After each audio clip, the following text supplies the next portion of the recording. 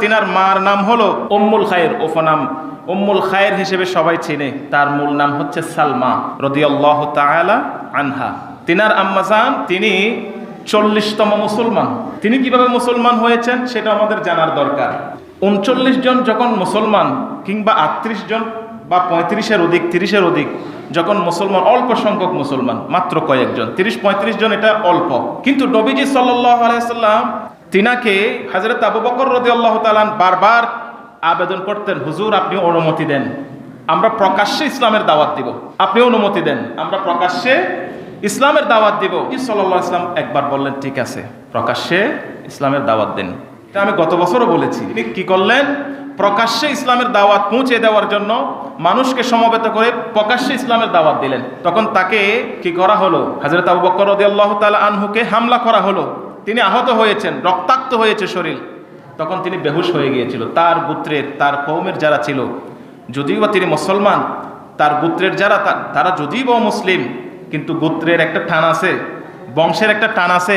ওই টানে তাদের হাত থেকে রক্ষা করে তারা তাদের ঘরে নিয়ে গেলেন। ঘরে নিয়ে হুঁশ আসতেই বলেন, আমি রসুলের কাছে যাব। হুঁশ আসতে তিনি সর্বপ্রথম যে কথাটা বললেন যে আমি প্রিয় নবীজির কাছে যাব, আমি আমার নবীকে দেখতে চাই, আমার নবী কি ভালো আছে? সুবহানাল্লাহ। নবীজির মায়ার বন্ধনটা একটু খেয়াল করবেন, উম্মতের সাথে নবীজির সাথে বন্ধনটা একটু খেয়াল করা উচিত আমাদের। তখন হযরত আবু বকর রাদিয়াল্লাহু তাআলা আনহু বলতেছেন, আমি আমার নবীকে দেখতে চাই, আমার নবী কেমন আছে, তিনি আহত হন নাই তো, তিনি ভালো আছেন তো। তিনি চিন্তায়, তিনাকে আর যত কিছু বলছেন, পানি খাও, একটু পানি খান, একটু বিশ্রাম নিন, না, আমি নবীকে, আমার নবীকে একটু আগে দেখতে চাই, আমার নবী কেমন আছে।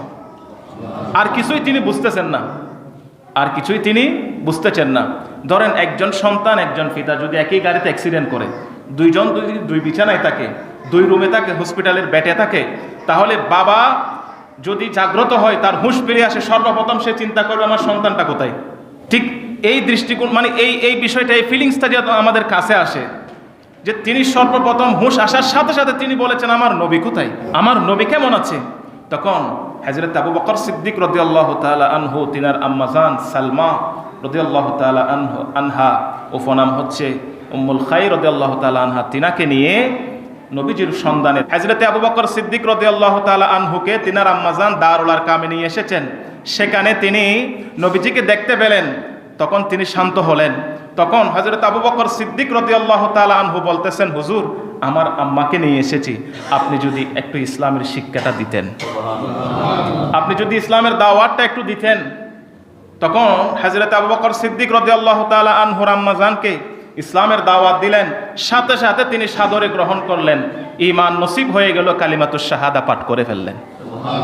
সেই দৃষ্টিকোণ থেকে, সেই জায়গা থেকে হযরত আবু বকর রাদিয়াল্লাহু তাআলা আনহুর আম্মাজান 40তম মুসলমান।